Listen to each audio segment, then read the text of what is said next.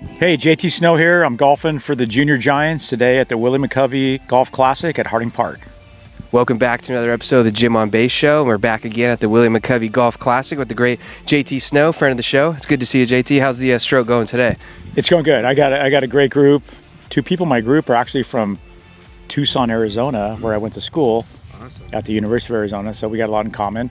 And it's always a good time to come out here and support the McCovey tournament for the Junior Giants, and anytime you get a chance to play Harding Park, it's a world-class golf course. So, we're having fun. It's all good. Yeah. Well, I do got to ask, do you have any good Willie McCovey memories that come to mind? I know you played at a time when he was around the ballpark a lot, I imagine. Yeah, so I had a pretty good relationship with Willie, and he was always at the ballpark every day, as was Willie Mays, as was Orlando Cepeda.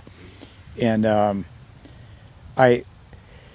it's just hard because when I would talk to Willie McCovey, the time we were playing, he was such a legend and a Hall of Famer and all the home runs. I kind of felt intimidated a little bit, like I didn't want to talk to him because what those guys went through and the numbers they put up when we played, I felt like we were robbing them of their greatness. And but he was awesome to me, as was Orlando Cepeda. But Willie was just such a good soul. Just flatline, and I remember talking to him sometimes when I would be struggling, and he was just always the same, like, you're okay, kid, just keep playing hard, you got it.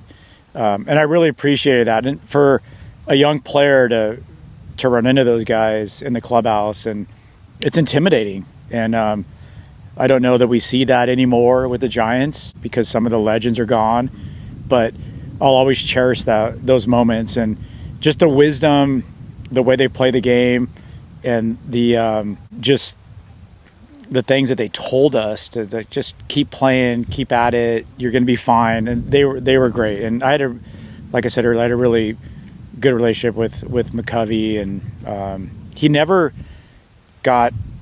came up to you. You always came up to him, and if you want to ask him questions, he was just like an old soul, and just a like a breath of fresh air and a breath of reasoning that he would just be like, just keep playing, kid, you got it. And because those guys know how tough it was, and we knew how tough it was when we played, and now if we can pass it on to these guys nowadays, that's what our job is.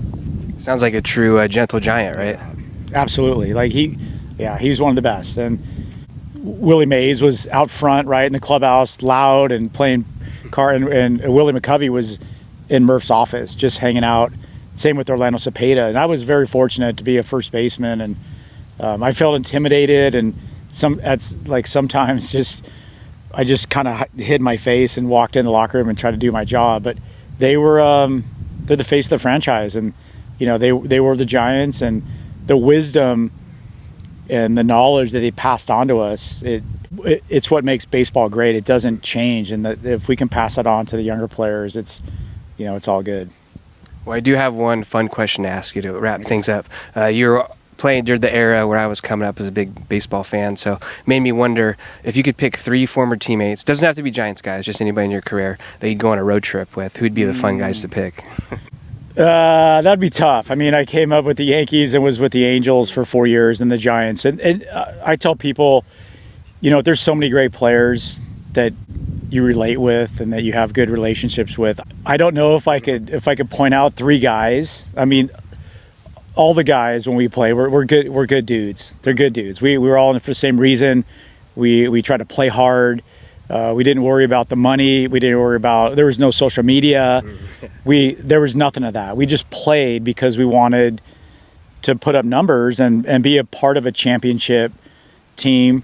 And I often get that question from people, like, who's your best teammates with the Giants? I can't point to that. Guys from Rich Arriola to David Bell to Ellis Burks to and I actually love Jeff Kent. Jeff Kent was a good friend of mine.